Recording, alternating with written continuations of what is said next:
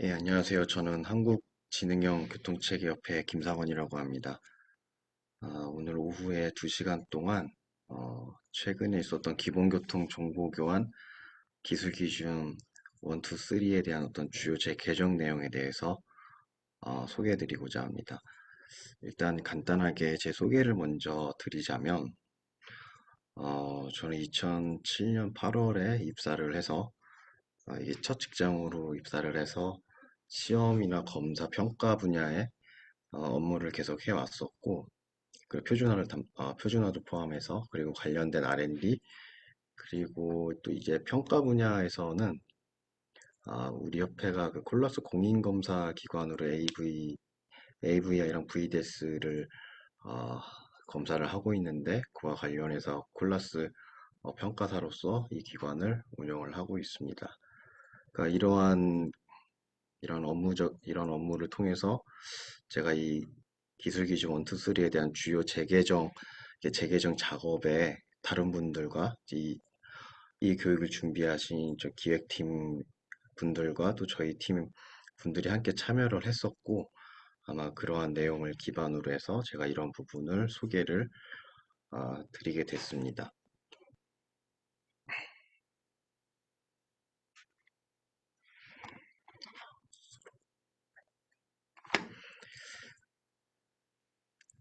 일단 제가 오늘 좀 준비한 자료는 사실 이 강의의 핵심 목적은 기술 기준 1, 2, 3에 대한 재개정 내용을 말씀드리는 거지만, 요 1, 2, 3 재개정 내용만 하면 사실 시간이 한 30분 정도로 끝납니다.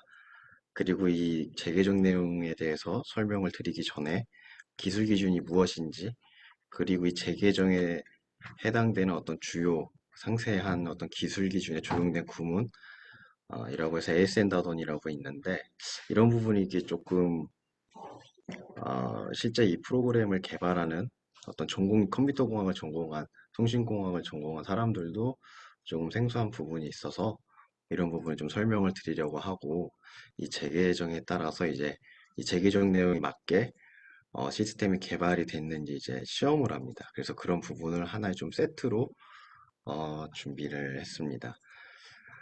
그래서 예전에는 사실 이런 강의를 하면 뭐 소프트웨어를 직접 다 같이 모여서 비주얼 C++를 설치를 해서 이와 관련된 어떤 프로그램을 돌리면서 설명을 드린 적도 있는데, 사실 이게 직접 프로그램 개발자들도 어떤 교육의 효율성이 아, 높지 않다라고 말씀을 주신 부분도 있고, 여기 참석하시는 여러 수강생들의 여건을 고려를 해서 본 이런 내용을 소개를 드리겠습니다. 그래서 처음에는 기술 기준이 무엇인지 소개를 드리고, 그 다음에 이제 1, 2, 3에 대한 재개정 내용. 이게 왜 재개정이 됐는가? 어떠한 필요성에 의해서 재개정이 됐고, 그런 내용은 무엇인지. 또 이제 재개정을 하게 되면, 이게 행정예고라고 해서 이제 국토교통부에서 행정예고를 하는데, 그때 나왔던 의견은 무엇인가? 이런 내용 등등에서 말씀을 드리고, 정확하게 기술 기준 1, 2에 해당되는 그 ASN 다던이라는 그 내용이 무엇인지 설명드리고, 이와 관련된 시험, 표준준수 여부 시험에 대해서 말씀을 드리겠습니다. 일단 기술 기준 소개부터 진행을 하겠습니다. 이제 기술 기준에 대해서 말씀을 드리기 전에 일단 저희가 이제 표준에 대해서 좀 먼저 언급을 드리면, 이 표준이나 규격 이런 용어들은 좀 많이 들어보셨을 겁니다.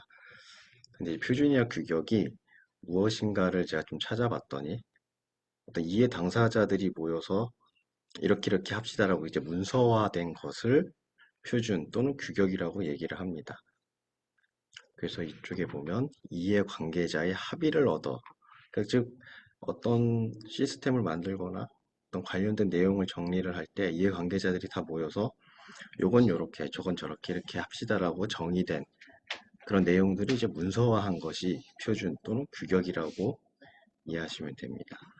그래서 저희 쪽 분야에서 이제 크게 산업표준이라는 큰 틀에서 보면 이제 산업의 일단 생산물이나 뭐 방법 이런 것들에 대해서 형상이나 규격 시험 등을 통일화해서 이렇게 만든 게 표준인데, 특히 이제 이 이해 당사자들이 모이는 게 어느 학회나 협회 이런 단체로 모이는 거면 단체로 모여서 진행을 하고 이게 그 어떤 단체 안에서 제정이 되면 단체 표준 그리고 이제 국가기술표준원에 이제 KS에서 제정이 되면 국가표준 그리고 이게 국제적으로 ISO, ITU, IEC 이제 국제표준은 딱 요 세 개를 얘기를 하는데 이쪽 기구에서 제정이 되면 국제표준이라고 부르고 있습니다.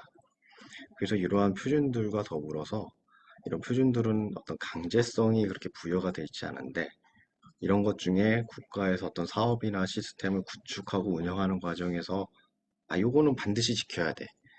이거는 강제적으로 꼭 해야 돼라고 하는 부분들을 모아서 이제 저희 행정정부에서 제정을 하고 고시를 하는 걸 이제 기술 기준이라고 보시면 됩니다.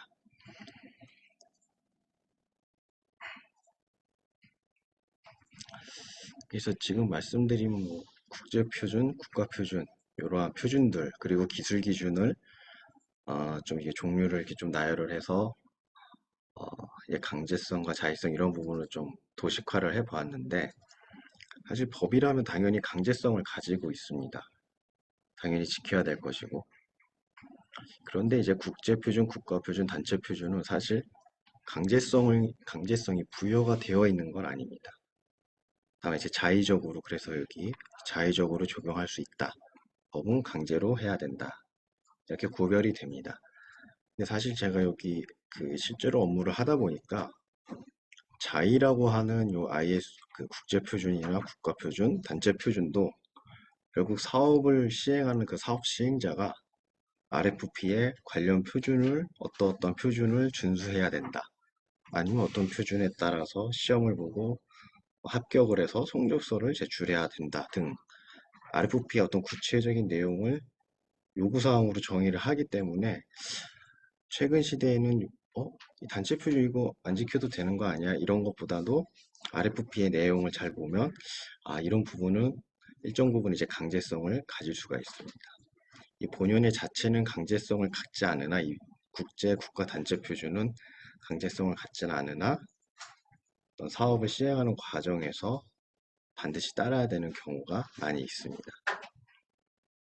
그래서 실제 사업을 시행하는 어떤 시행을 준비하거나 시행하는 과정에서는 어떤 시스템이나 서비스나 어떤 관련 규격이 그러니까 표준이 있는지 반드시 사전 조사가 먼저 좀 진행이 되는 게 좋습니다.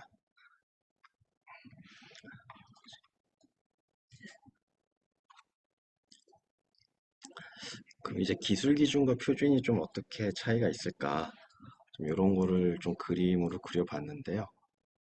여기 잘 보시면 이제 WTO/TBT 1999라고 되어 있습니다. 그래서 결국 이 자료가 WTO, TBT 그 협정에 있는 거기서 이제 소개한 자료들을 이제 제 한국말로 좀 변경을 하고 이렇게 만든 건데 일단 WTO에 가입한 여러 나라들이 이 WTO와 TBT에 대해서 좀 말씀을 드리면 WTO에 가입한 나라들이 각 나라별로 이제 무역을 해야 되는데 거기에 어떤 기술들이 너무 나라별로 다르면 이게 좀 이 자체가 기술적으로 장벽이 될 수 있다.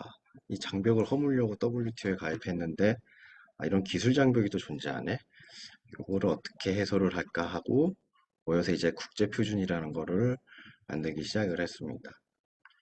그래서 이 중에서 어떤 표준 부분들도 있고 그 기술 기준으로 강제성이 있는 부분들도 있는데 이 WTO, TBT에서는 국제 표준은 좀 반드시 따라야 된다.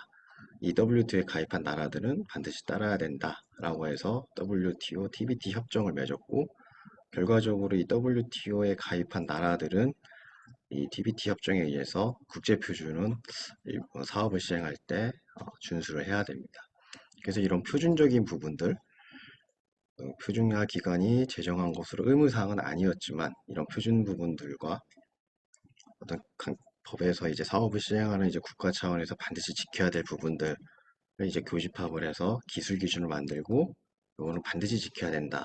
고 이제 제정 고시를 하고 있습니다. 그래서 이런 부분들이 기술 기준과 표준의 약간 차이점이라고 볼 수 있습니다.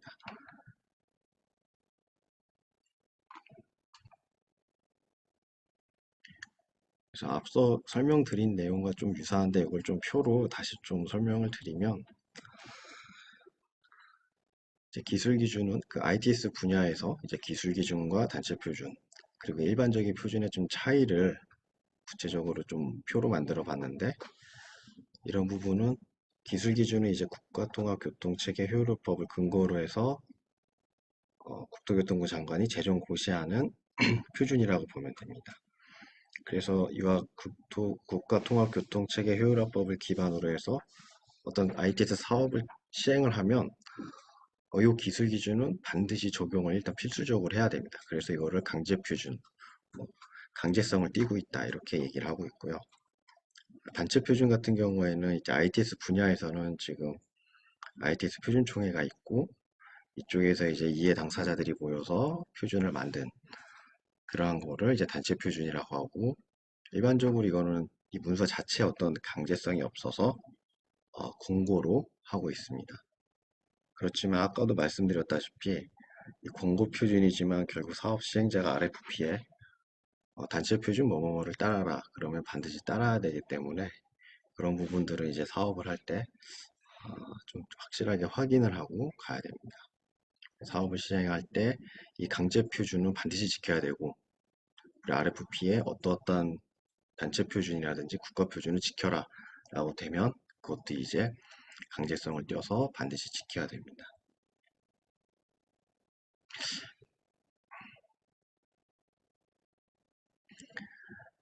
그러면 이런 기술 기준이 어떻게 이게 제정이 됐는지 그 어떤 시작 부분부터 제가 좀 말씀을 드리면 사실 이 기술 기준이 제정이 된 연도는 맨 처음에 제정이 된 연도는 제가 조사를 해보니까 2008에서 2009년 정도가 됐는데 아마 그 전부터 계속 연구를 통해서 어, 어떻게 기술 기준을 만들어야 되는지 진행이 됐을 거고 사실 그 전에는 어떤 상황에 직면을 해서 이런 기술 기준이 필요하겠구나 라는 그런 배경이 있을 겁니다. 그래서 그런 부분을 좀 먼저 말씀을 드리면 이 교, 이 페이지를 보면 이제 이게 교통정보에 대한 내용인데 이 수도권이나 민간 각 지자체별로 서로 적용하는 어떤 정보를 연계를 해야 돼. 정보가 다 연계가 돼야 이러한 교통 정보를 하나의 그림으로 그려낼 수 있을 텐데 그러려면 이제 각 지자체나 민간 사업자 뭐 이런 부분들이 서로 다 정보가 연계가 돼야 됩니다. 그런데 이런 부분이 각 지자체별로 정보를 정의하는 방법이나 정보를 연계하는 방법이 다 달라서 문제가 좀 있었습니다.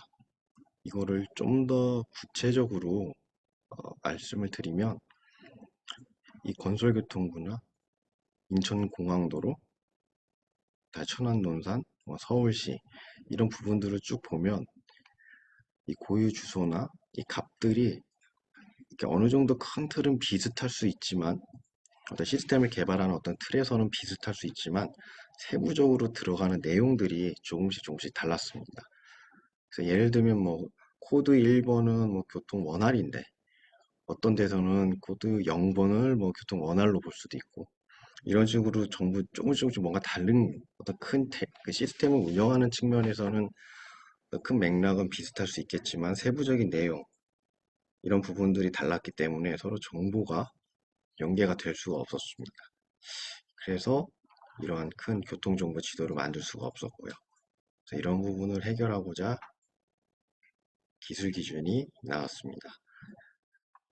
그래서 좀 더 이게 다른 측면으로 좀 보면 아까 말씀드린 그런 부분도 있고 요거 좀 다른 측면으로도 보면 이 교통정보센터가 이렇게 여러 개가 있다면 이 만약에 이 기술 기준이 제정이 되지 않는다면 A 센터에서 개발을 하고 있을 때 B나 C, D, E, F에서 이 A 센터와 정보를 연계하려면 각 A 센터에서 주는 정보를 연계하는 방법들을 하나씩 다 만들어야 됩니다.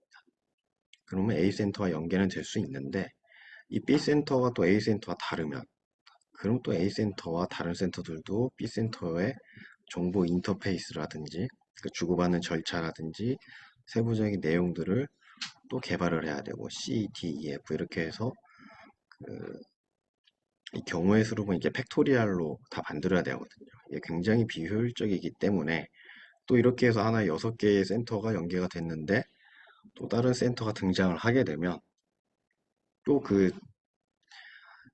또 다른 그 센터를 위해서 다른 센터들이 소프트웨어를 업그레이드 해야 되는 그런 불편함, 그리고 비효율적인 그런 상황이 발생할 수 있습니다. 그래서 이런 부분을 해소하는 방법으로 이렇게 표준으로 딱 정의를 하고, 정보를 주고받을 땐 이렇게 하자 하고 이제 표준으로 만들었습니다.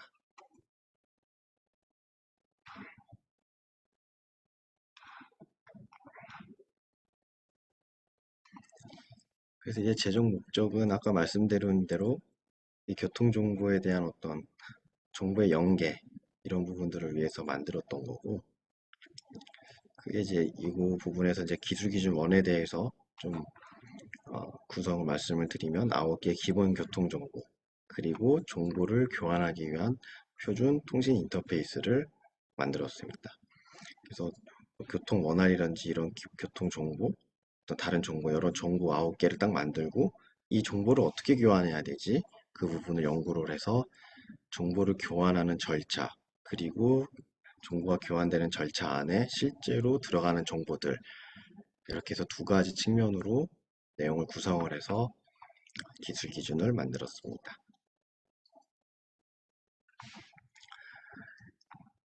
그리고 이런 정보들을 그럼 어떠한 9개의 정보라고 말씀을 드렸는데, 그러면 이 어떠한 정보들이 주고받아야 돼야 되는가에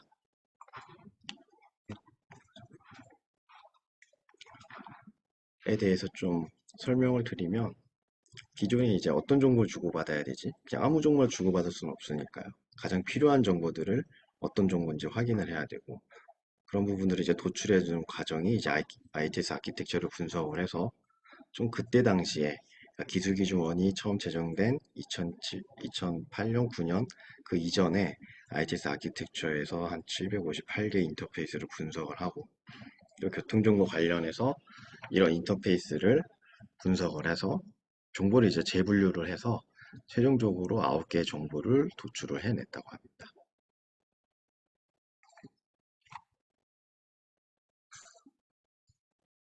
네, 그래서 이제 국가 ITS 아키텍처를 분석을 하고, 그걸 보고 어떠한 정보 교환 절차가 필요하구나, 그리고 어떤 정보를 주고받아야겠는가, 아까 말씀드린 이 두 가지 구성을 통해서 기술 기준을 제정을 했습니다.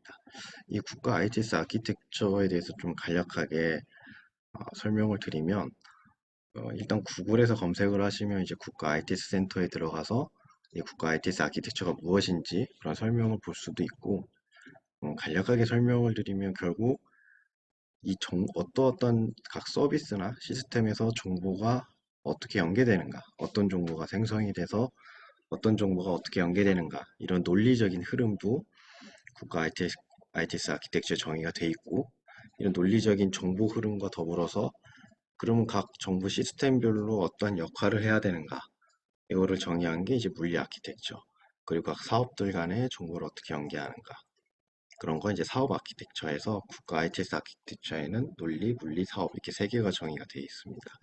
근데 결국 이 아키텍처 안에는 정보를 어떻게 연계해야 되는가를 이제 뽑아내서 어떤 메시지에 어떤 정보를 넣었지? 이런 부분, 어떤 절차로 교환해야 되지? 이런 부분을 이렇게 구성을 해서 기술 기준을 만들었습니다.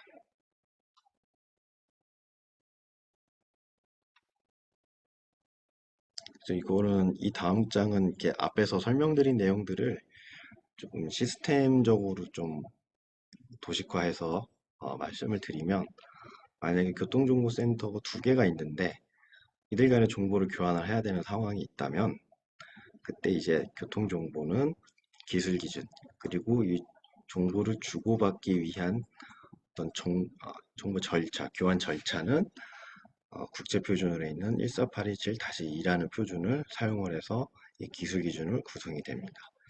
그래서 이쪽 교통정보센터에서 어떤 각 노드의 어떤 링크 어떤 속도나 이런 정보들을 교환을 하고 싶다면, 이게 이제 소켓으로 들어가서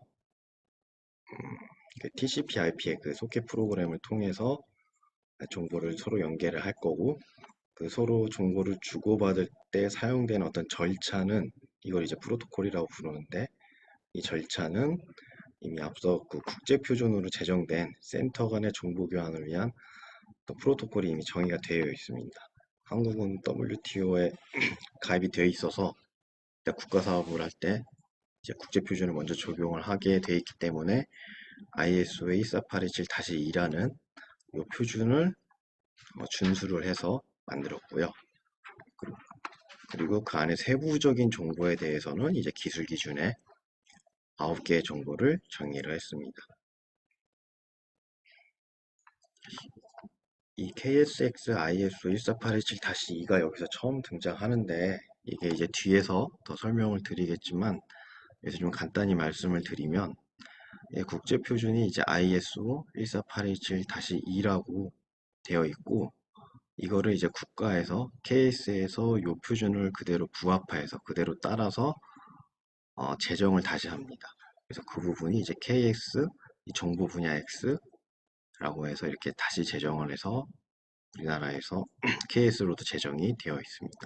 그래서 이제 관련된 표준은 ISO에서 직접 구매를 해서 이제 14827-2를 받아볼 수는 있지만 KS에 들어가서 요 14827-2를 검색을 하면 이제 KS로 이제 한글로 번역해서 다시 제정이 되어 있기 때문에 부합화되어 있기 때문에 그 부분도 확인을 할 수가 있습니다.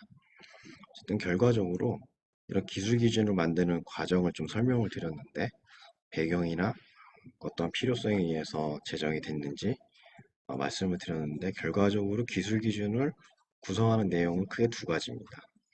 정보를 교환하는 절차, 우리가 이제 프로토콜이라고 부르는데 이 절차가 무엇이냐, 그리고 이 절차 안에서 실제 들어가는 정보가 무엇이냐, 이렇게 크게 두 가지로 구성되어 있고 이 프로토콜은 기존에 이제 국제 표준으로 제정되어 있는 14827-2를 따랐구나.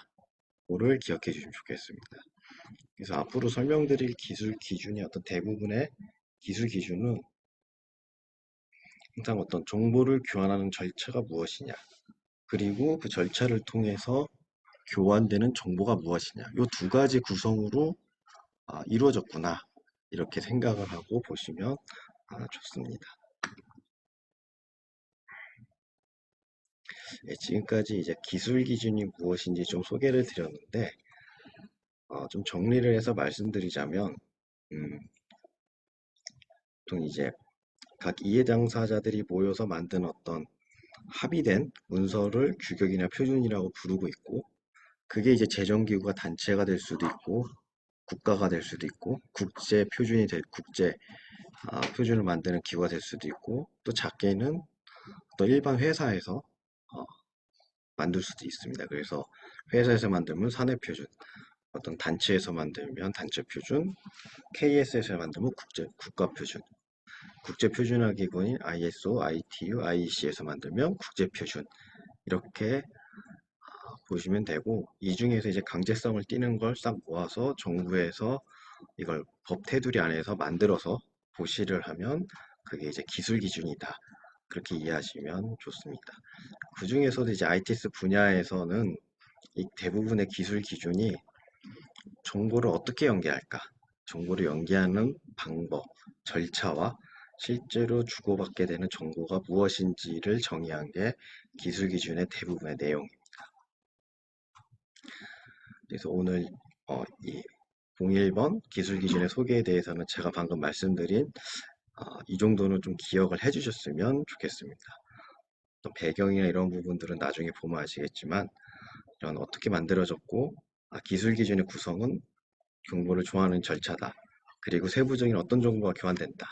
요거를 다루고 있는 게 기술 기준이고 기술 기준으로 제정이 되면 이건 ITS 사업에서 반드시 지켜야 되는 거구나. 이렇게 이 부분을 확실하게 기억을 해주셨으면 좋겠습니다. 제가 오늘 말씀드린 내용을 전부 다 기억할 수는 없을 테니까 이런 부분을 제가 계속 말씀드려서 제가 꼭 전달하고 싶은 부분은 여러 번 반복해서 말씀을 드리겠습니다. 그럼 다음으로 기술 기준 1, 2, 3 재개정에 대한 내용을 말씀을 드리겠습니다.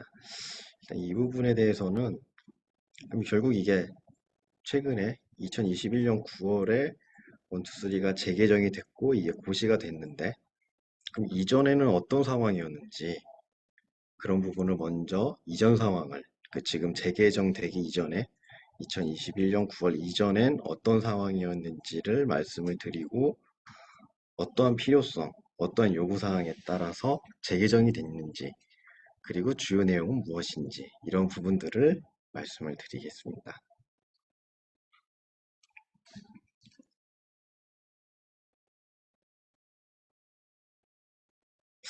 이거 전체 화면으로 제가 지금 채팅창을 이제 봤습니다. 조금 이게 뭐지? 현재 PPT 화면은 전체 화면 모드여서 더 키울 수가 없으니 줌 화면 모드를 전체 화면 모드로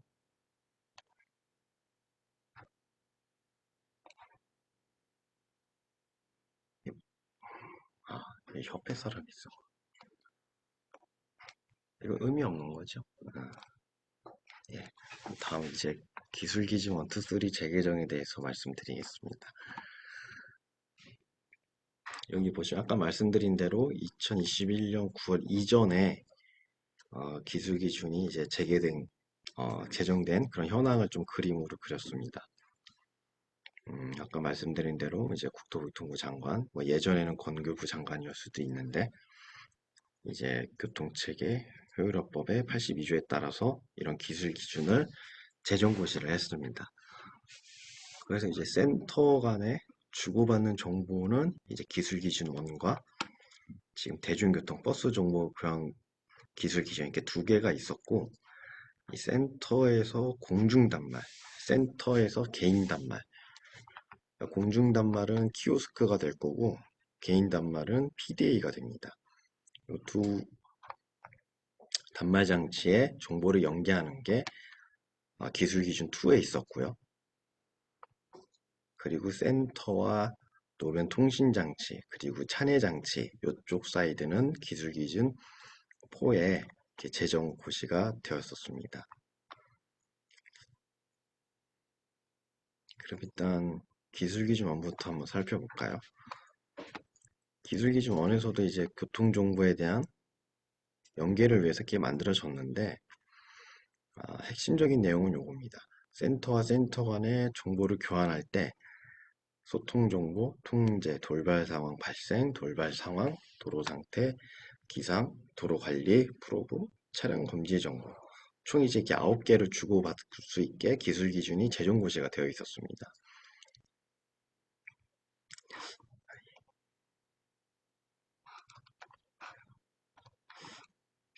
근데 이제 민간에서는 이런 이슈가 있었습니다. 이 9개 정보 말고 다른 정보도 좀 교환할 수 있게 해달라.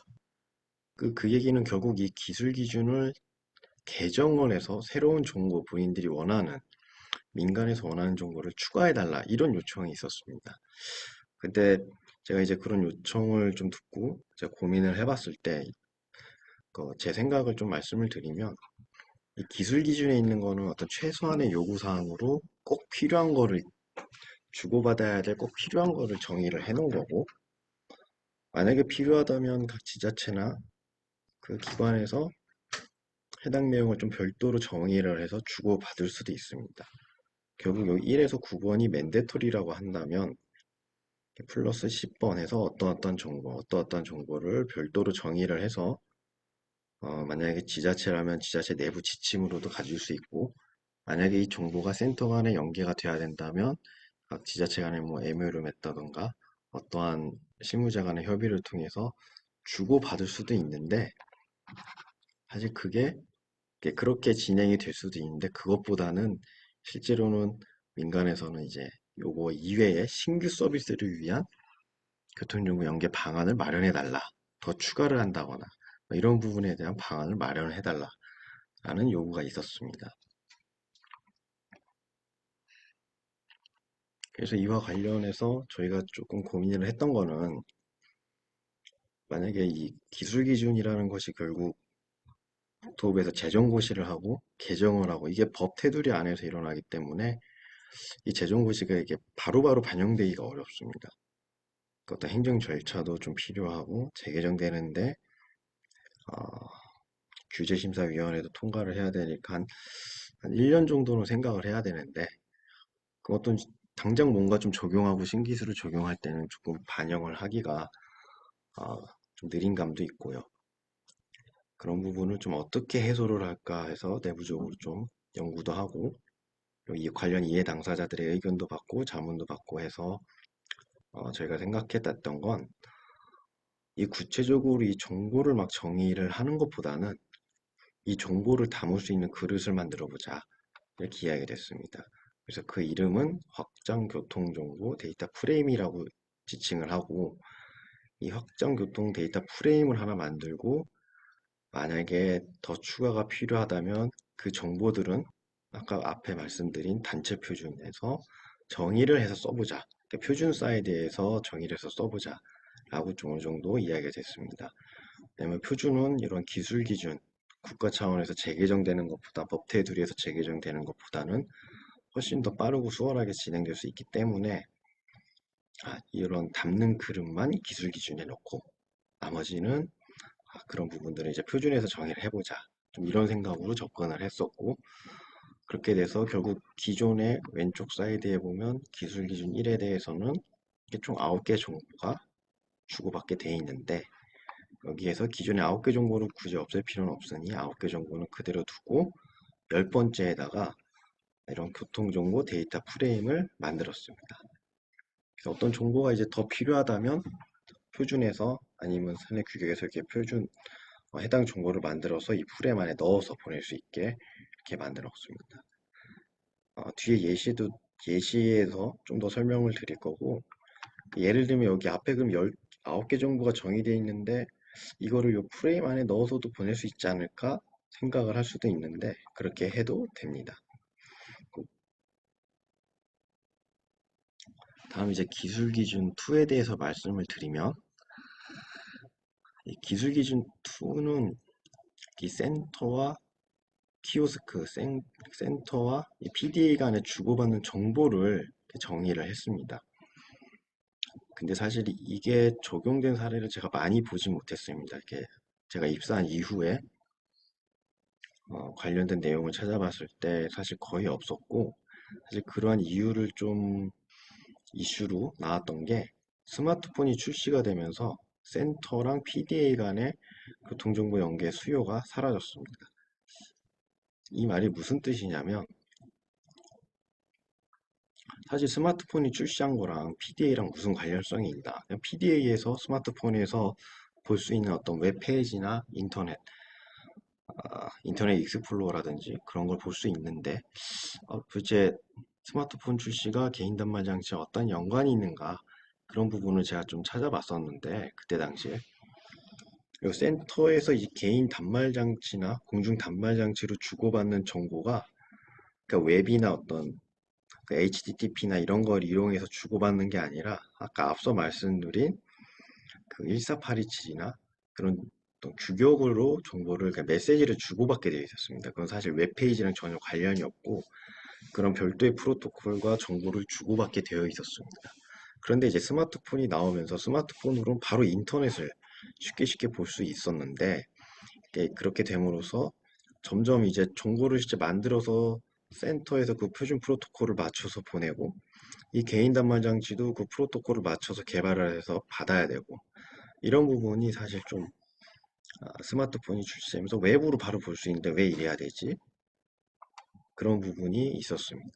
그리고 이제 공중 단말 장치 키오스크도 사실 마찬가지였습니다. 굳이 프로토콜을 맞춰서 보내고 이런 거 할 필요 없이 그냥 센터에 있는 웹페이지를 그대로 볼 수 있게 센터에 있는 웹페이지를 그대로 볼 수 있게 하면은 사실 프로토콜을 맞출 필요도 없거든요. 그러한 실제 그 기술이 발전하면서 이러한 기술 기준에서 정의된 프로토콜이나 정보 연계에 대한 어떤 항목들이 필요가 없어졌기 때문에 이건 약간 좀 기술 기준 2는 점점 이제 사문서화 되고 있었습니다. 그래서 이와 관련해서 어, 민간에서는 차라리 좀 이런 정보가 말고 교통정보센터랑 현장 장비 간에 주고받는 어떤 기술 기준이 없는데 굳이 사문서를 계속 유지할 필요는 없이 정말 필요한 정보로 바꿔달라 이러한 요청이 있었습니다.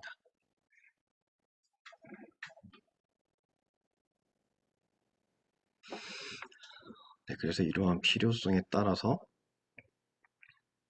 기술기준 툴을 그럼 어떻게 바꿀까 또 고민을 했었습니다. 그 기술기준 원하고 동일하게 그 내부적으로 연구도 하고 이해 당사자들한테 물어보고 또 자문도 받고 담당자들이 많은 얘기를 들어봤을 때 이것도 현재 기존에는 센터랑 키오스크, 센터랑 PDA 간에 주고받는 정보교환 절차인 그 14827인데 그거를 준수하고 세부 정보는 이렇게 4개를 주고받게 정의가 돼 있는데 굳이 이렇게 하지 말고 쓰지도 않는 거는 이제 삭제를 하고 센터와 현장 장비 간에 주고받는 이쪽 사이드가 없으니까 아예 물리적으로 이제 공중 단말이나 개인 단말 이거 아예 안 쓰니까 없애버리고 현장 장비 간에 센터와 현장 장비 간에 주고받는 정보로 바꿨습니다. 그리고 이때 주고받는 정보도 기술이 좀 원하고 동일하게 어떤 세부적인 내용을 정리를 하는 것보다는 또 데이터 프레임을 정의를 하고 각 표준에서 세부적인 정보는 정의해서 쓸 수 있게 그러한 방향으로 이 기술기준 2도 개정을 했습니다. 그럼 기술기준 1하고 2가 지금 앞서서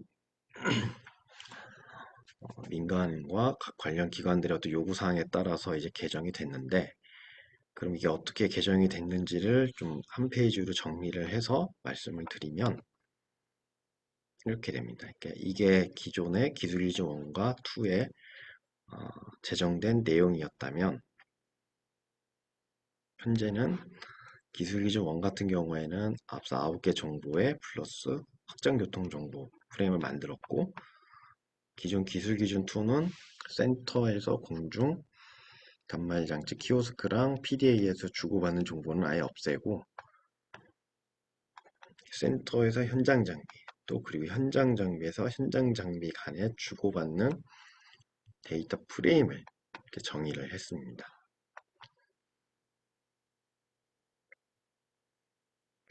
그래서 이렇게 개정이 됐다면 그럼 이걸 적용을 하면 어떻게 적용을 해야 될까? 그 예시를 좀 설명을 드리면 좋을 것 같아서 좀 간단하게 준비를 했습니다.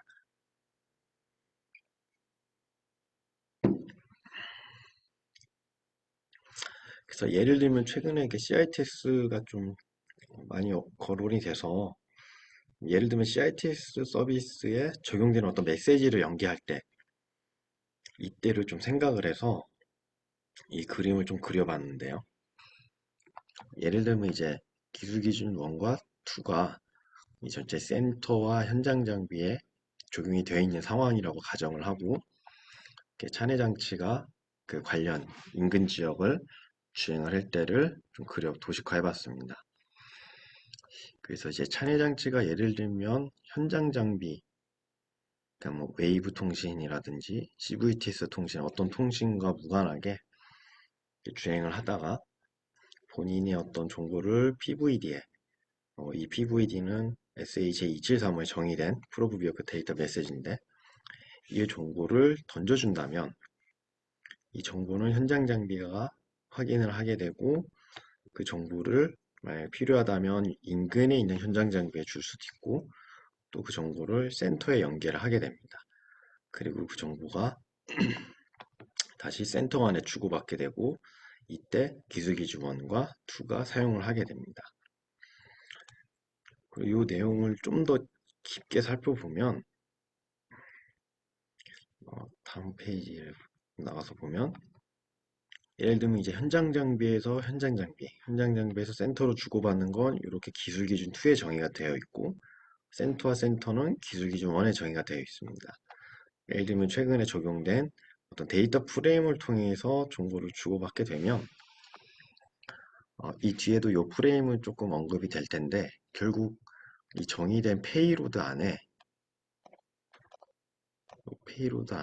아까 말씀드린 PVD라든지 RSA라든지 그 정보를 요 페이로드 안에 넣어서 보내주게 됩니다.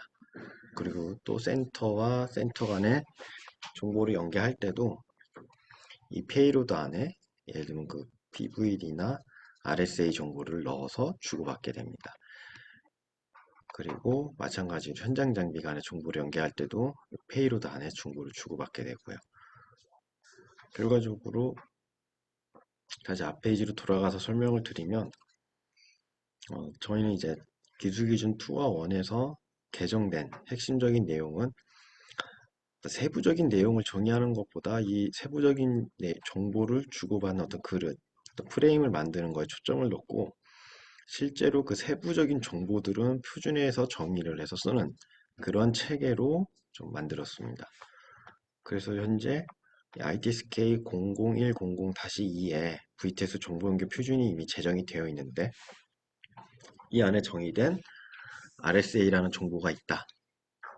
PVD라는 정보가 이미 정의되어 있고 이 정보를 주고받는 것, 이 정보에 대한 내용은 이렇게 표준에, 단체 표준에 정의를 하고 실제 주고받는 데이터 그릇은 이제 기술 기준 2나 1에 있는 데이터 프레임을 이용하도록 했습니다. 전체적인 체계를 기술 기준에서 어떤 세부적인 정보 항목들을 다 정의를 하는 게 아니라 주고받을 수 있는 데이터 그릇, 그 프레임을 만들고 그 안에 세부적인 내용은 단체 표준에서 정의를 해서 쓸 수 있게 좀 이렇게 체계를 구성을 했습니다.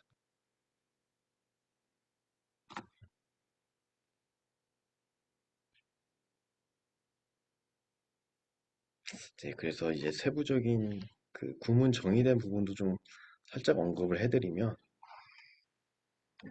그래서 익스텐 기술 기준 1에는 확장 교통 정보 세부 내용이라고 해서 이미 이거는 이제 국토교통부에서 이제 고시를 했기 때문에 그 기술 기준을 보면 그 안에 이런 인덱스가 뭔지, AID가 뭔지, 딜리버리 스타트 스탑, 시그니처 이런 정보들이 무엇인지 설명이 되어 있고 제가 말씀드리고 싶은 거는 여기 요 페이로드라는 요 옥텍 스트링으로 정의된 요 부분 안에 단체 표준으로 정의한 이 정보들이 들어가서 정보를 교환할 수 있다. 이 부분을 말씀드리고 싶습니다. 그래서 기술 기준 1에는 이러한 데이터를 정보를 주고받을 수 있는 교통 정보 아니면 어떤 정보를 주고받을 수 있는 프레임, 그릇을 만들었고 세부적인 내용은 단체 표준에서 정의한 내용으로 넣어서 주고받을 수 있다. 이런 부분과 기술 기준 2 같은 경우에도 센터와 노변, 노변과 노변 간에 수집되거나 제공돼야 될 정보들을 이렇게 정의를 했고 일단 교통 수집 정보 부분에서도 이 페이로드라는 거를 정의를 해서 이 안에 단체 표준에서 정의한 정보를 넣어서 송수진할 수 있게 만들었습니다. 그러니까 수집은 조금 내용이 짧지만 제공은 조금 더 내용이 깁니다. 그래서 저는 이런 세부적인 각 인덱스나 PSID, 우선순위, 채널, 뭐 인터벌 이런 부분들의 내용은 기술 기준에 다 정의가 되어 있고 제가 말씀드리고 싶은 거는 이런 그릇을 만들었고 이 페이로드 안에 이런 세부적인 단체 표준에서 정의한 내용을 넣어서 송수진할 수 있게 체계를 만들었다. 이런 부분을 말씀드리고 싶습니다. 그래서 기술기준 1, 2의 어떤 핵심적인 내용은 기술기준 1은 센터와 센터 간에 주고받는 그런 정보를 정보 교환 절차와 세부적인 정보를 정의한 것인데 기존에 이제 민간의 요청에 따라서 총 9개의 정보만 주고받을 수 있게 되어 있는데 뭔가 더 추가하고 싶다. 민간의 요청이 생기면 그때마다 반영을 할 수 없으니 주고받을 수 있는 그릇을 하나 만들고 그리고 세부적인 정보는 이제 단체 표준에서 아니면 뭐 국가 표준이 될 수도 있지만 어떤 표준에서 정의를 해서 정보를 주고받자라는 개념으로 기술기준 1이 개정이 됐고 기술기준 2는 센터에서 키오스크나 PDA에 사실 주고받는 정보가 아예 없는 이런 상황에서 사실 사문서가 되는 상황에서 실제로 적용할 수 있는 센터와 현장 장비, 현장 장비와 현장 장비 간에 주고받는 정보들을 정의를 해달라. 그 키오스크나 PDA에 주고받지도 않는데 괜히 그런 걸 정의하지 말고 실제로 사용되는 부분을 정의해달라는 민간의 요청에 따라서 개정을 하게 됐고 주고받는 내용도 기술기준원과 같은 체계로 그릇을 만들고 프레임을 만들고 세부적인 내용은 단체 표준이나 뭐 또 표준에서 제정을 하고 이 페이로드에 넣어서 주고받을 수 있게 이런 체계를 만들었습니다.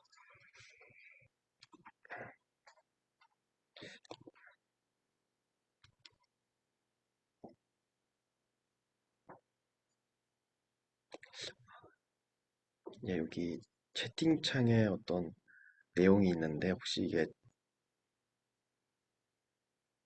상관없나요? 예, 알겠습니다.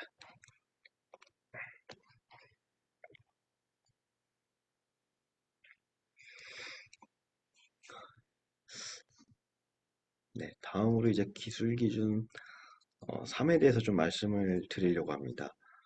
앞서 이제 기술 기준 1과 기술 기준 2 이외에 최근에 이제 빅데이터나 여러 가지 기술 동향에서 보면은 공공기관에서 수집한 정보를 민간에게 연계하기 위해서 어떻게 공개하기 위해서 누구나 쉽게 접근하기 위해서 오픈 API를 이용해서 정보를 공개를 하고 있습니다.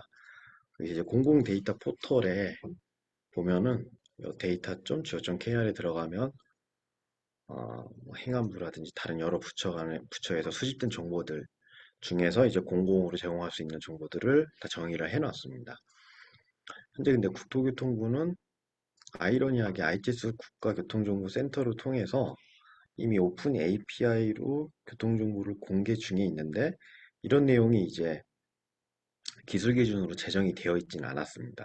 그래서 민간에서는 하고 있는 거는 당연히 이제 기술 기준으로 제정돼야 된다 이런 필요성이 언급이 돼서 이런 부분을 기존에 이제 국가 ITS 교통정보센터에서 오픈 API를 통해서 제공되고 있는 정보를 이제 기술 기준으로 만들었습니다. 이 ITS 분야에서는 이제 국가교통정보센터뿐만 아니라 도로공사에서도 고속도로 공공 데이터는 계속 오픈 API를 통해서 공개를 하고 있었습니다. 그래서 이러한 오픈 API를 통해서 ITS 분야에서 정보를 공개하는 사례들이 있고 저희는 이제 국가교통정보센터에서 제공하는 정보를 이제 기술 기준으로 만들어 달라 이런 필요성이 제기가 돼서 이 부분도 작업을 했습니다. 기존에는 이제 이러한 부분이 시스템으로는 어느 정도 구축이 돼서 운영이 되고 있었으나 기술 기준으로 마련이 되어 있지 않았습니다. 그래서 이 부분을 기술 기준 3으로 해서 만들었고요. 이제 오픈 API를 이용을 하기 위해서 이제 사용자가 뭐 정보를 요청하는 부분 그런 부분과 센터에서 정보를 제공하는 부분 특히 이 부분에 대해서 제가 기술 기준 3에 담아서 넣었습니다. 그래서 현재 총 교통 소통 정보, 돌발 상황 정보에서 총 8개, 가변 속도 표지 정보까지 해서 8개 정보에 대해서 기술 기준 3에서 오픈 API를 통해서 전송되는 정보, 이게 어떠한 정보들을 주고받는지, 어떤 정보들을 공개하고 있는지 그런 세부 내용을 정의를 했습니다. 지금 이제 1시 50분이 다 돼서 그럼 지금부터 한 10분 쉬었다가 기술 기준 3에 대해서 어떤 내용이 재개정이 됐는지 좀 설명을 드리겠습니다. 그러면 지금부터 한 10분 쉬었다가 2시에 뵙겠습니다. 설명드린 내용을 좀 정리를 해서 다시 말씀을 드리면 결국 이해 당사자들, 관계자들이 막 모여서 어떻게 합시다라고 이제 문서로 만들면 이제 이거를 예를 들면 회사 안에서 만들고 회사 안에서 어떤 정해진 절차나 그 절차에 대해서 막 이렇게 승인받고 결재받고 해서 최종적으로 완료가 되면 이제 이걸 사내 표준이라고 해서 사용을 하게 되고 또 이게 어떤 특별한 협회나 단체에서 어떤 행정 절차를 만들어서 이해 당사자끼리 모여서 논의했던 내용에 대해서 이 절차에 따라서 합의가 돼서 문서화가 되면 이걸 이렇게 제정하는 그런 절차를 행정 절차를 나가면 그건 단체 표준. 국가인 KS에서 그런 걸 하게 되면 이제 국가 표준. 국제 표준 기구인 ISO, ITU, IEC에서 하게 되면 국제 표준 이렇게 됩니다. 이런 어떤 표준과 표준에 대한 내용을 좀 말씀을 드렸고 이 중에서 강제성을 띠는 아예 법으로 딱 정해지는 법 테두리 안에서 문서화가 되는 거는 이제 기술 기준이고 그렇다면 이제 기술 기준은 이제 법에서 정했기 때문에 반드시 지켜져야 됩니다.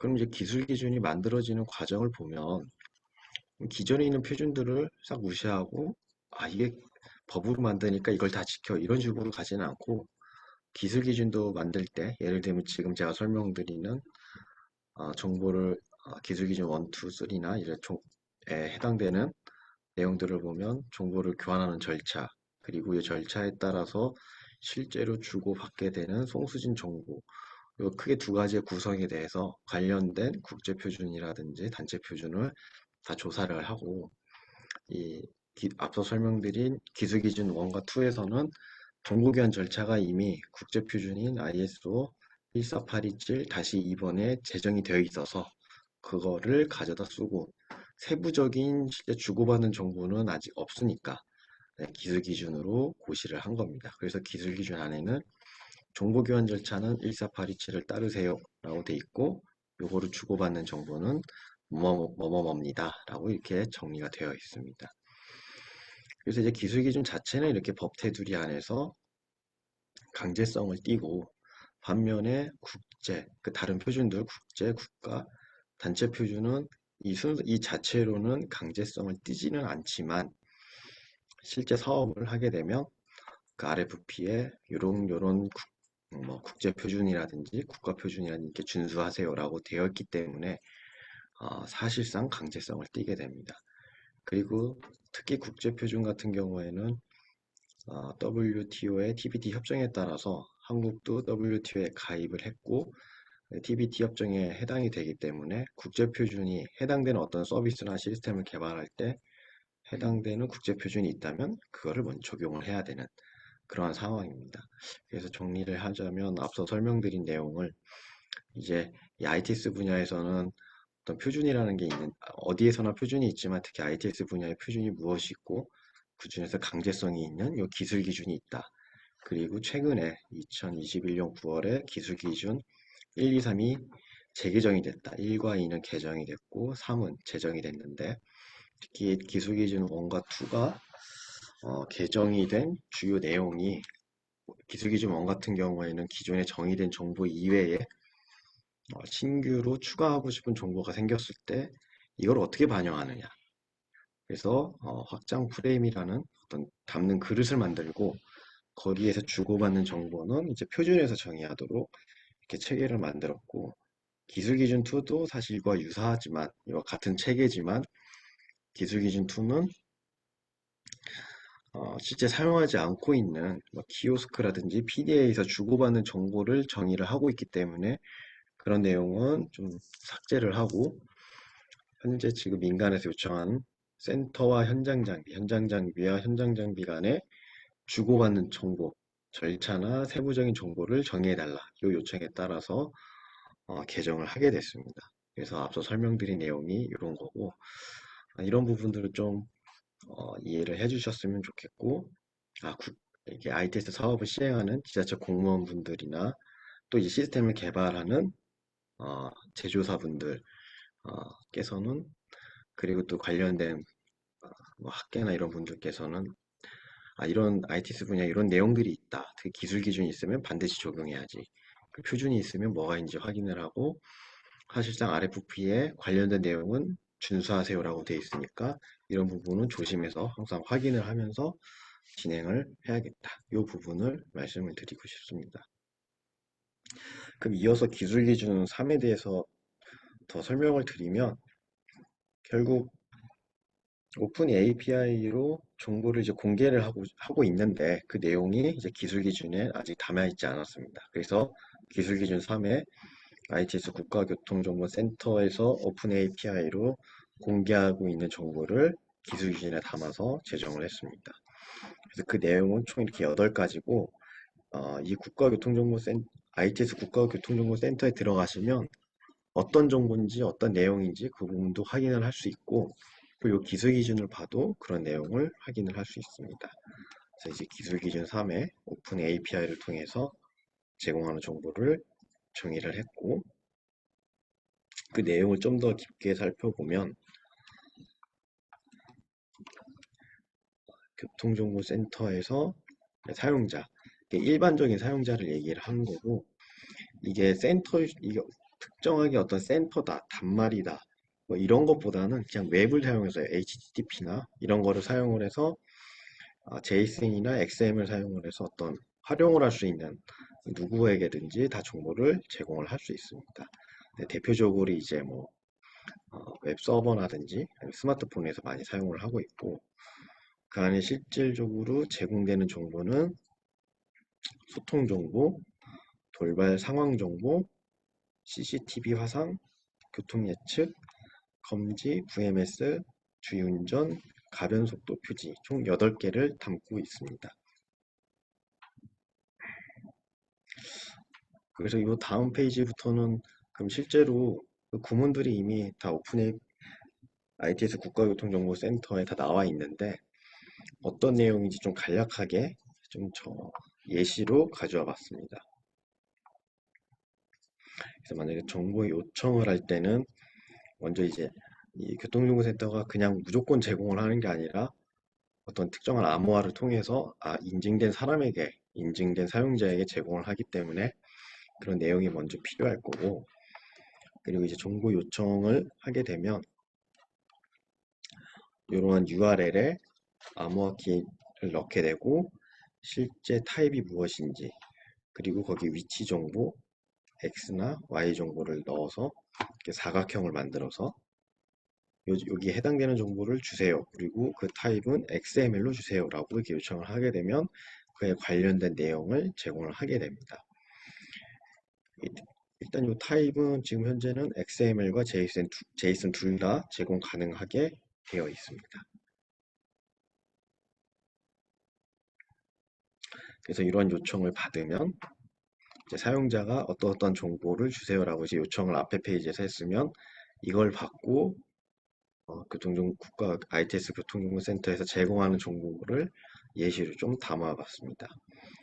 그래서 응답 코드로 success 그리고 응답 정보 개수나 이렇게 난문로에서 일련 번호, 링크 아이디 이런 식으로 관련된 정보를 제공을 하게 됩니다.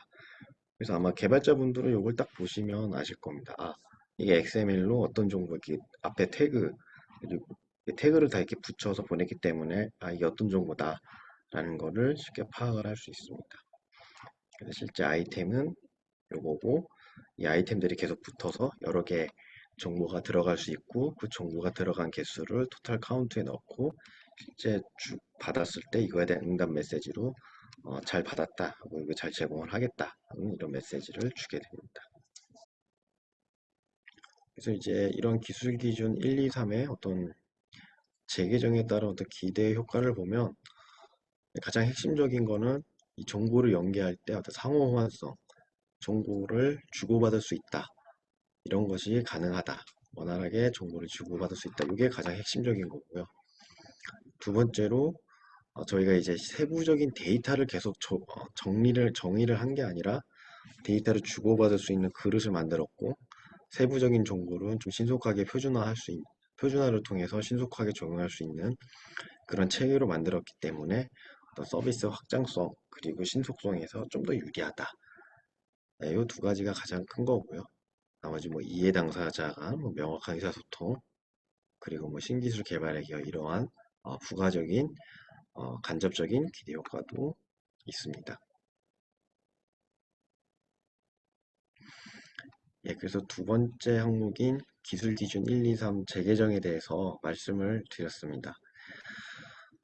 이렇게 기술 기준 1, 2, 3 재개정에 대해서 좀 다시 한번 말씀을 드리면 기술 기준은 반드시 법에서 법 테두리 안에서 지켜야 된다. 그리고 1, 2, 3에 대해서 이제 민간의 이해 당사자들의 어떤 요청에 따라서 1과 2는 개정이 됐고 3 같은 경우에는 오픈 API를 통해서 정보를 제공할 수 있도록 그런 부분을 기술 기준에 담아서 제정을 했습니다. 그럼 이렇게 기술 기준이 새롭게 제정이 되거나 개정이 되거나 이런 부분이 제대로 적용됐는지 확인하는 게 이제 04번이 표준준수 여부 시험에서 좀 설명을 드릴 거고 그 전 단계에 특히 기술 기준 1과 2에 적용되는 구문이라고 있습니다. 그러니까 저희는 이제 기술 기준 적용 구문이라고 표현을 하는데 사실 이게 ASN.1이라는 그러니까 OSI 7 레이어에서 이제 프레젠테이션 레이어에 해당되는 그런 내용인데 이게 그냥 어디서 갖고 온 건 아니고 ITU에서 이미 이전에 국제 표준으로 굉장히 오래전에 제정이 됐습니다.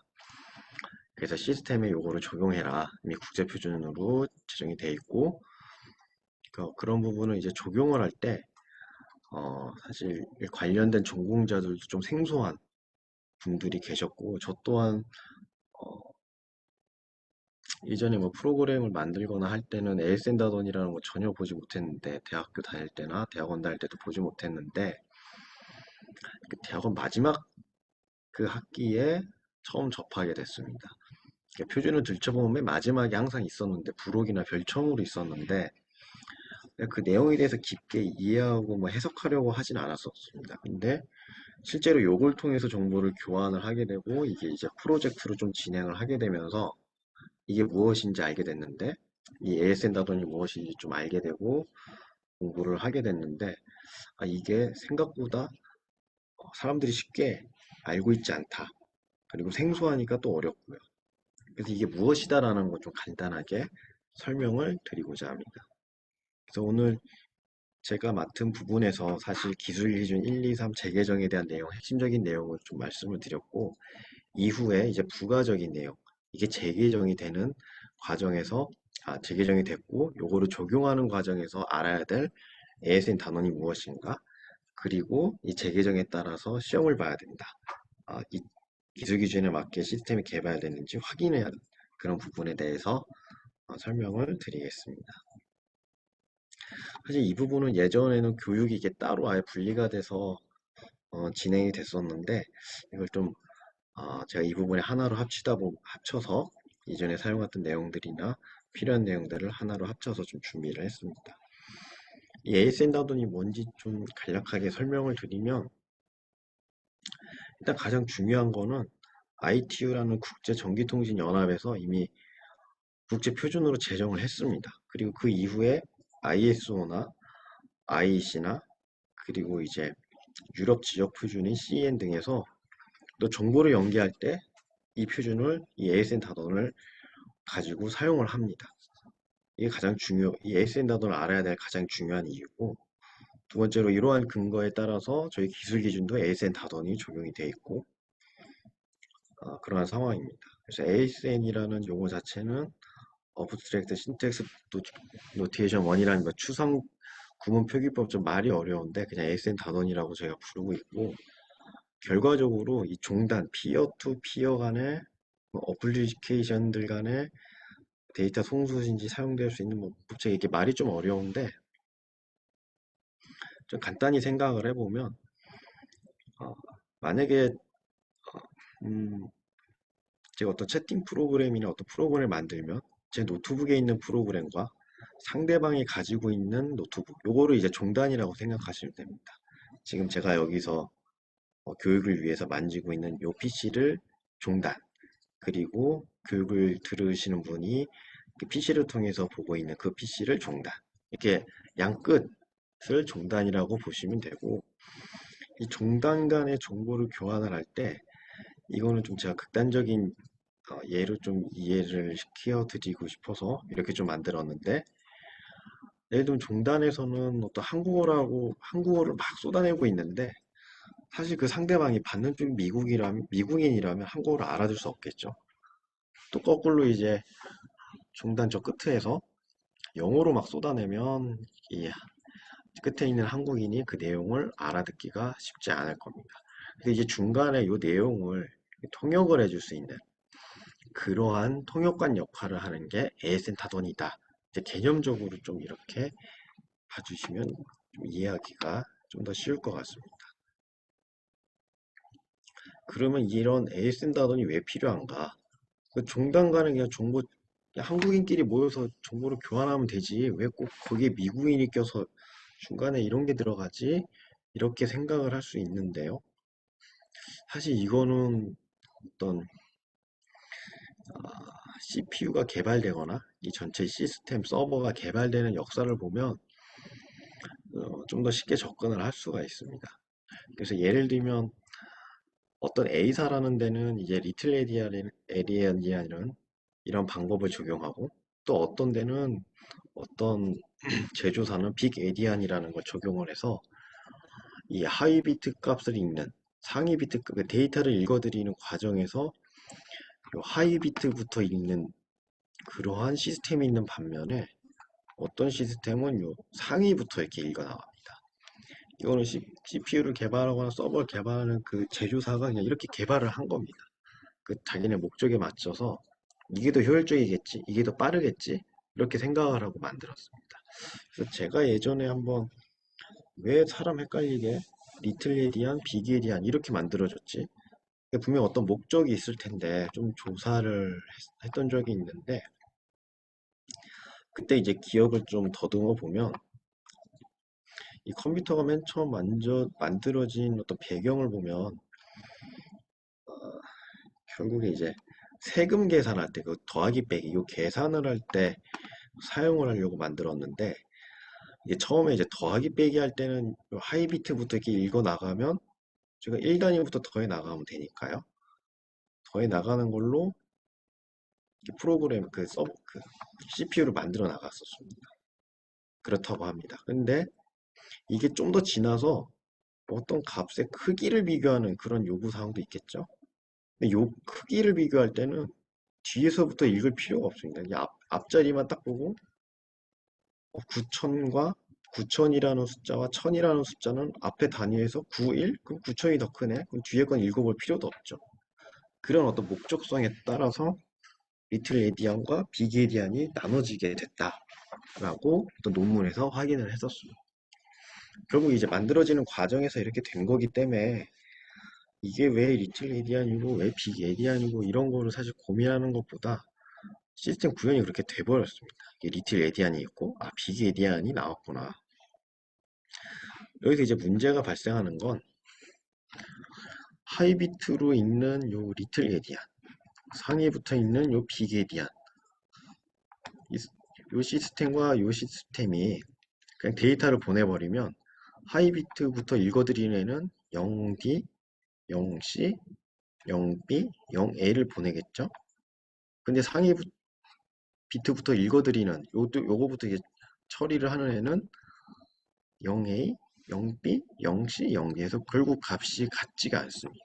이런 부분에서 문제가 발생을 하고, 이런 거를 짠 하고 해결을 해주는 게 이게 리틀 에디안이든 빅 에디안이든 시스템이 달라서 발생할 수 있는 이런 문제를 중간에서 짠 하고 해결을 해주는 게 ASN 다돈이다.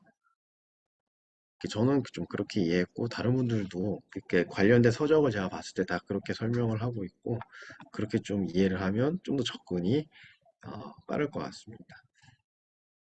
그리고 또 다른 예시를 좀 만들어 봤었습니다. 이것도 예전에 제가 한번 만든 건데, 그럼 A라는 시스템과 B라는 시스템이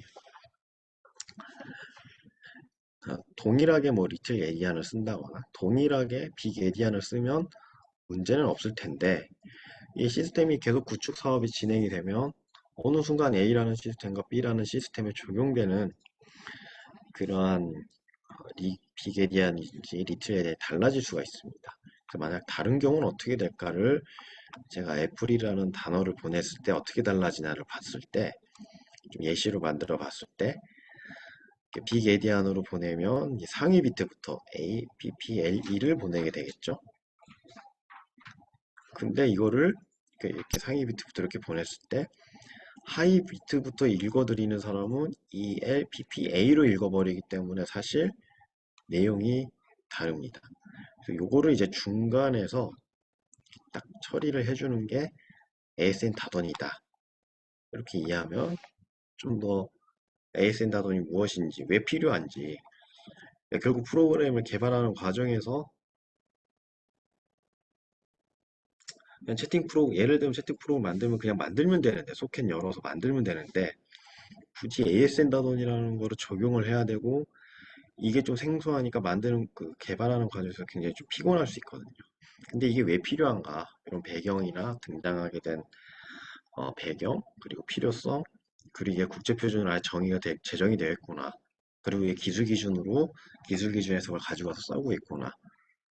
반드시 적용을 해야 되는 거구나. 이렇게 좀 이해를 하면서 어, 진행이 되면 좋을 것 같습니다. 그래서 앞서 말씀드린 이러한 ASN 단원이라는 게 있는데 이런 게 왜 등장했는가? 이런 거 이렇게 시스템 간의 이제 리틀 에디안, 빅 에디안 이렇게 다른 거를 사실 문서에서는 이기종 시스템이라고 표현을 합니다. 그래서 이 기종 시스템들 간에 정보를 연계할 때 어, 상호화성 확보하기 위해서 적용한다라고 대부분 문장들이 써 있는데 요 이기종 시스템에서 이기종 시스템 의미하는 건 하나는 리틀 에디안, 또 하나는 빅 에디안으로 돼서 이 둘이 그냥 정보를 연계하면 서로 정보 연계가 원활하게 이루어지지 않으니 ASN 다돈을 적용합시다. 이렇게 이해하면 됩니다. 네, 그래서 사용 전과 사용 후에 대한 어떤 기대 효과 좀 간략하게 이렇게 좀 정리를 했습니다. 만약에 시스템 간에 어떤 이제 ASN 다돈을 적용하지 않으면 어떤 만들 때마다 이제 데이터 컨버전 계속 어떤 거는 리틀 에디안이고 어떤 거는 빅 에디안이 아니면 예를 들면 이 IP로 들어온 거는 리틀 에디안이네. 근데 나는 빅 에디안으로 데이터를 읽네. 그러면 리틀 에디안을 빅 에디안으로 바꾸는 이런 데이터 컨버전이 필요한데 이런 SN 단원이 있으면 그런 건 아예 생각하지 않고 프로그램을 개발을 해도 됩니다. 어차피 알아서 SN 단원이 다 정리를 하고 번역을 하고 중간에 트랜스레이터를 할 거니까요. 그래서 이제 장점으로 음, 프로그램 개발자에게 이제 어떤 밑에 하위단에 그런 리틀 에디안이나 빅 에디안, 이기종 시스템에 대한 어떤 고민이 필요 없다. 그래서 어플리케이션 개발에만 집중할 수 있다. 개발 기간이 현저히 줄어든다. 국제 표준이다. 뭐 이러한 장점이 있습니다. 그래서 제가 실제로 그 검증이나 그런 걸 해보면 대부분 사람들이 요거에서 이게 생소해서 이게 정말 너무 어렵다. 힘들다. 답답하다. 개발 기간이 줄어드는 게 아니라 오히려 늘어난다. 이런 얘기를 왕왕 하시는데요. 처음은 그렇습니다. 하지만 이제 시간이 지나면 어떤 시스템 개발이 이제 이기종 시스템 간에 발생되는 그런 문제점들 다 해결될 수 있고 또 국제 표준이 적용돼서 WTO, DBT 협정에서 벗어날 수 있고 그 이후에 처음이 좀 어렵지 이후에는 굉장히 좀 장점이 많은 그런 어, 장점이 많다고 볼 수 있습니다. 그럼 이렇게 좀 ASN 단원 자체가 좀 어려운데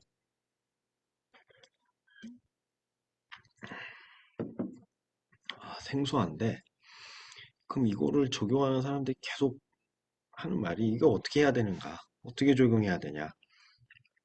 그리고 ASN 단원 이 자체를 어, 실제로 굉장히 좀 수준 높은 프로그램 개발자는 A라는 정보를 주면 본인이 이제 ASN 다원으로 바꿔서 할 수 있는 거 만들 수도 있지만 표준을 보고 개발을 할 수도 있지만 일반적으로 OSS나 어떤 다른 이제 ASN 다원으로 데이터를 바꿔주고 이제 컴파일해주는 그러한 소프트웨어 어, 제조사들도 있습니다.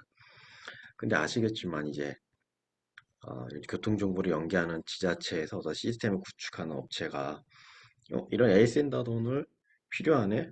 적용해야 되겠네? 라고 했는데 적용할 때마다 어떤 그 굉장히 수준 높은 사람이 표준을 읽어서 ASN 단원을 적용하는 방법 그렇지 않았을 때는 OSS나 다른 어떤 제조사에서 이거를 변환을 해주는 자동으로 변환을 해주는 그런 API를 제공하는 그런 프로그램을 구비하는 방법 두 개로 생각을 할 수 있는데 사실 둘 다 이게 시스템을 구축하는 과정에서 많은 어려움이 있습니다. 이렇게 실제 표준을 보고 프로그램을 만드는 사람은 극히 드물고 두 번째로 이제 이거를 컴파일러를 할 수 있는 그런 API를 제공하는 그 소프트웨어 제조사의 그 가격이 아, 음, 제가 학생 때도 한번 물어는 봤지만 거의 1,500만 원, 한 12년, 3년 전에 1,500만 원 정도 했으니까 지금도 굉장히 고가거든요. 그럼 지자체별로 이걸 구축을 하면 그 비용을 내고 계속 구매를 해야 돼서 사실 이런 부분이 좀 적합하지 않다. 야구에서 만들어진 게 ASN 다던 범용 툴입니다. 그래서 요거는 어, 제가 이 회사에 들어오기 전에 어떤 다른 연구 과제를 통해서 어떻게 하면은 데이터를 AS에 닿은 형식으로 바꿔줄 수 있지? 그런 부분, 그런 소프트웨어를 만든 그런 툴입니다. 그래서 이거 ITS 시스템의 기술 기준 적용할 때는 항상 ASN 단원이 들어가 있네. 근데 이거를 정부 차원에서 자동으로 ASN 단원으로 변환시켜 줄 수 있는 그런 소프트웨어를 제공을 하고 있고, 그게 이제 ASN 단원 범용 툴이라는 이름으로 제공이 되고 있습니다. 그래서 제가 말씀드리고 싶은 건 이 ASN 단원이 어떤 필요성에 의해서 반드시 적용돼야 되는데, 그런 경우 별도로 구매를 하거나 이럴 필요 없이 이 범용 툴을 이용을 해서 아, 범용 툴을 이용해서 범용 툴이 제공하는 API를 통해서 내가 사용하는 데이터, 내가 보내려고 하는 데이터를 자동으로 컨버전할 수 있다. 그리고 그런 것들이 이러한 절차에 의해서 제공되고 있구나. 이런 부분을 알고 가셨으면 좋겠습니다. 세부적으로 에센다돈이 뭐고 막 프로그램을 실제로 띄워서 뭐 설명드리는 것보다 개발자 입장에서는 이런 게 있구나. 요거는 범용 툴이라는 게 있는데 국토교통부에서 ITS 코리아에 배포물 대행을 했고 요 사이트에 들어가서 범용 툴 다운로드해서 쓰면 되는구나.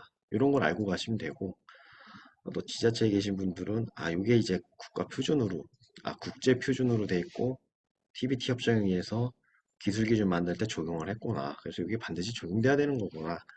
이런 거를 좀 알고 가셨으면 좋겠습니다. 그래서 이 국가교통정보센터 여기에 들어가시면 어떻게 하는지 좀 세부적인 내용은 좀 설명이 되어 있습니다. 그리고 이제 컴퓨터 사양은 사실 이 정도 사양은 저희 스마트폰보다 좀 못한 사양들이라서 대부분 될 거고, 제가 좀 말씀드린 비주얼 C++를 지원을 합니다. 다른 게 아니라 요거를 적용할 때는 비주얼 C++를 사용을 해야 되는구나. 이 부분은 알고 계셨으면 좋겠고요. 이 다음부터는 이제 ASN 다던 범용툴 설치입니다. 이 부분을 자세한 설명보다 앞서 그 국가교통정보센터에서도 확인을 할 수 있고, 이 부분은 제가 제공한 이 강의 교환을 보면서 나중에 다운을 받으시면 이 절차로 그대로 따라하면 됩니다.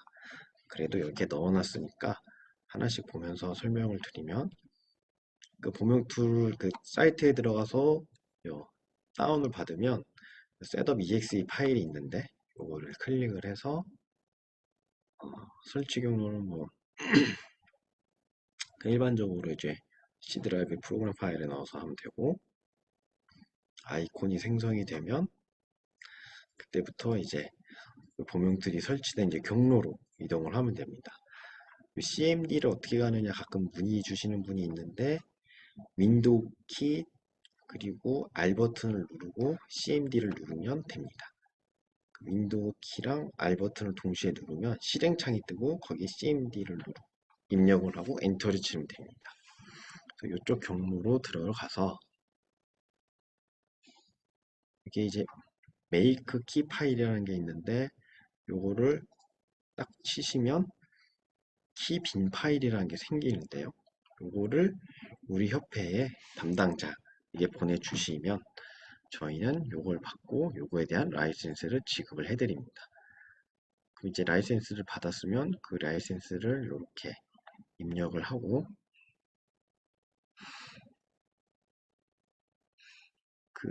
이런 서버 파일 가동 이런 절차를 통해서, 그리고 마지막에 관리 도구의 서비스 실행 이 절차를 통해서 실행을 하면 됩니다. 그 다음부터 이 범용 툴, 이 프로그램이 실행이 되고 요거를 통해서 일반적인 데이터들을 JSON 다동으로 바꿔주는 그런 역할을 이 범용 툴이 해줄 수 있습니다. 그래서 이러한 상세적인 내용, 이 프로그램을 개발하는 내용에 대해서는 이제 개발자분들이 이런 걸 보면서 하시면 되고, 저는 이제 이러한 거를 지원하기 위해서 ASN 다던 범용 툴이라는 게 있다. 이거를 좀 알고 가셨으면 좋겠습니다.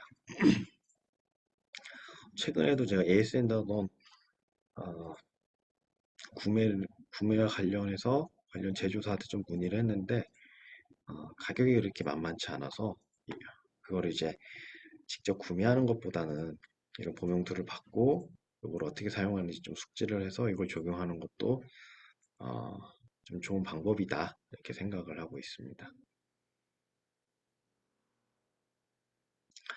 시간이 13분 정도 남았는데 사실 이 표준준수 여부 시험은 되게 좀 짧은 내용이라서 좀 간략하게 설명을 드리고 한 45분쯤에 마치도록 하겠습니다. 그래서 앞서 이제 기술 기준이 뭐다, 현재 기술 기준 1, 2, 3이 2021년 9월 1일에 재개정이 됐다, 고시가 됐다라고 말씀드렸고, 특히 기술 기준 1, 2에 적용된 그런 기술 기준 적용고문, ASN 다돈이라는 거를 설명을 드렸습니다. 그래서 ASN 다돈이 왜 필요한지, 사람들이 왜 이렇게 자주 묻거든요. 이게 뭐냐? 이게 언제 튀어나왔냐? 이걸 왜 적용해야 되냐? 그냥 개발하는 게 시간 단축에도 좋다. 단지 여러 가지 이야기가 있어서 이런 ASN 다돈이 무엇인지 설명을 드렸었고, 마지막으로는 이 기술 기준 1, 2, 3이 재개정이 됐으면 이 시스템을 개발하는 입장에서 이게 제대로 기술 기준 1, 2, 3이 막 개발이 됐나? 이런 걸 확인을 해야 됩니다. 그런 확인하는 작업이 이 표준준수 여부 시험에 있습니다. 그래서 이 부분에 대해서 제가 꼭 설명드리고 싶은 거는 이 표준준수 여부 시험, 기술 기준에 맞게 시스템이 개발됐는지 확인하는 시험, 이러한 시험은 사실 사업 시행자가 하게 되어 있습니다. 예를 들면 지자체가 될 텐데, 그럼 지자체 공무원이 예를 들면 아까 기술기준 1에 어떤 적용된 내용들, 기술기준 2에 적용된 내용들을 직접 어떻게 확인을 할까요? 하기 쉽지 않죠. 그래서 그런 부분들은 이제 표준화 전담기관, 표준적용 검증기관으로 지정이 된 그 한국진흥원교통체계협회에 요청을 하면 협회에서 대신 시험을 해드립니다.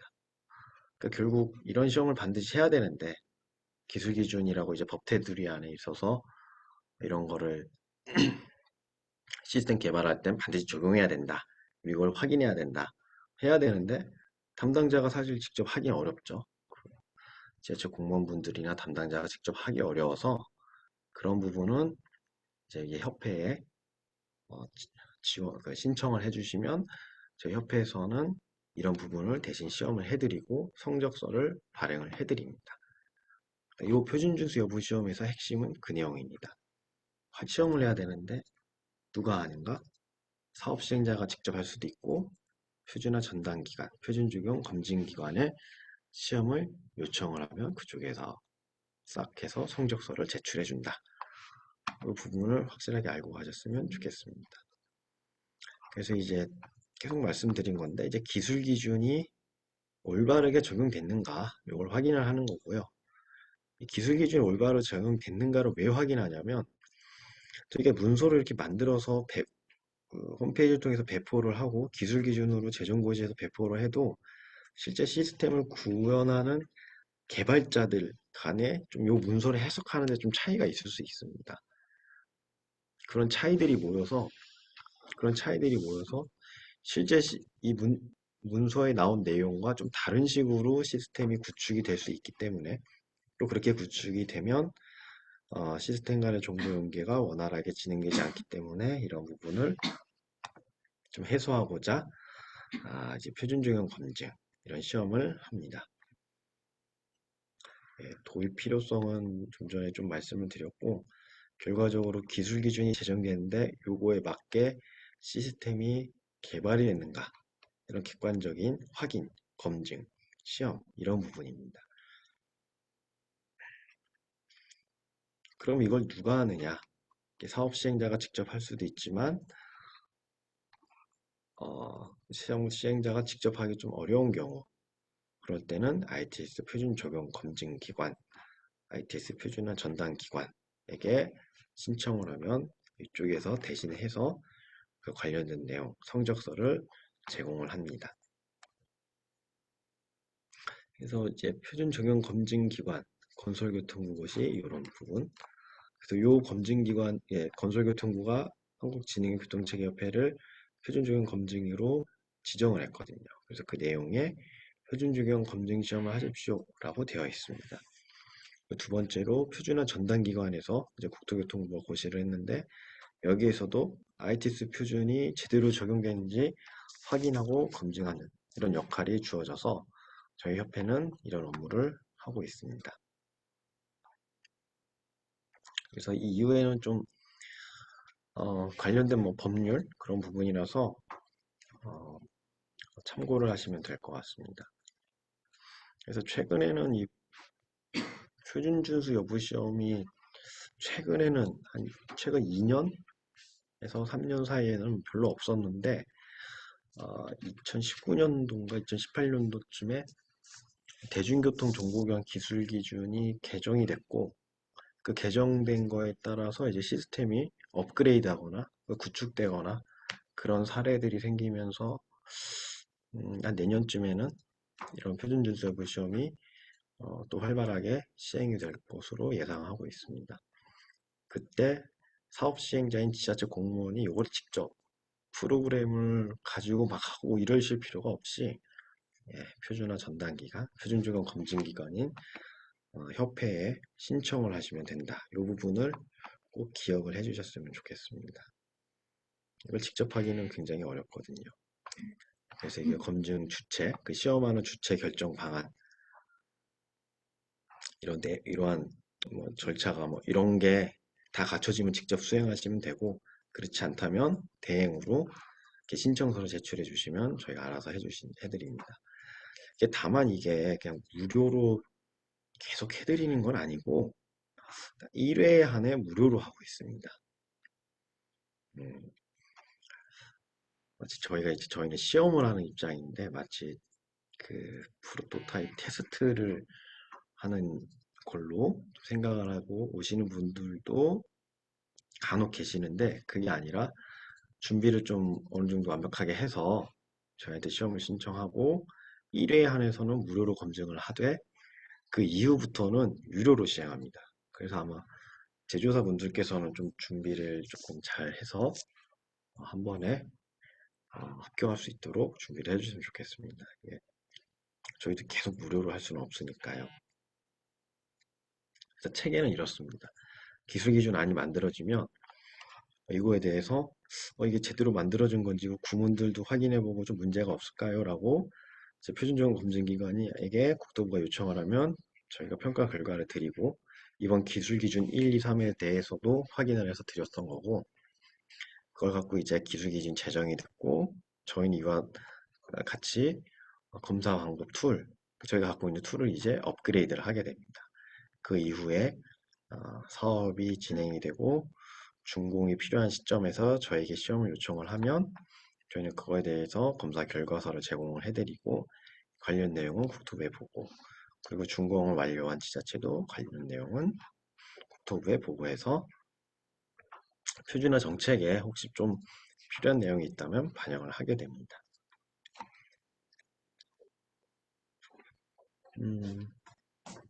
이 내용은 그냥 검증 절차라서 그냥 확인을 참고를 하시면 될 것 같고요. 이 내용도 마찬가지입니다. 그래서 첫 번째 단계에서는 뭐 준비를 하고 두 번째 단계에서 뭐 실시를 해서 결과를 총 통보하는 이 네 단계로 좀 구별을 해서 설명을 드리는 내용이고 평가 방법은 이것 또한 이제 ITSK 단체 표준에 정의가 돼 있고 1차 시험은 그냥 정보를 이렇게 싹싹 주고받아보고 통합 시험은 이제 좀 오랜 시간 동안 정보를 계속 주고받게 해보는 그러한 시험으로 이렇게 총 1차와 2차로 구별돼서 진행을 하게 됩니다. 기대 효과는 다음과 같습니다. 가장 중요한 기대 효과는 사업 시행자가 직접 할 필요 없이 표준화 전담 기관에 신청하면 된다. 이게 가장 중요한 기대 효과로 볼 수 있습니다. 다만 딱 한 번만 무료고 이후부터는 유료로 바뀐다는 점. 이 부분은 제조사에서 꼭 기억을 해주시면 좋을 것 같고요. 제가 말씀드린 45분에서 1분이 지났습니다. 네, 지금까지 기술기준 재개정과 관련해서 재개정뿐만 아니라 기술기준이 무엇인지 그리고 재개정의 주요 내용, 왜 이렇게 재개정이 됐는지 그런 사연들을 말씀드렸고, 거기에 적용되는 구문, ASN 단원이 무엇인가 이 내용을 좀 설명을 드렸습니다. 그리고 마지막으로 재개정이 되면 요거에 따라서 시스템이 개발이 돼야 되고 되었는지 확인하는 이런 시험이 있다. 그리고 이 시험은 사업 시행자가 해야 하나 1회에 한해서 무료로 협회가 진행을 하고 있다. 이 부분 꼭 기억해 주시기 바랍니다. 제가 준비한 내용은 여기까지입니다.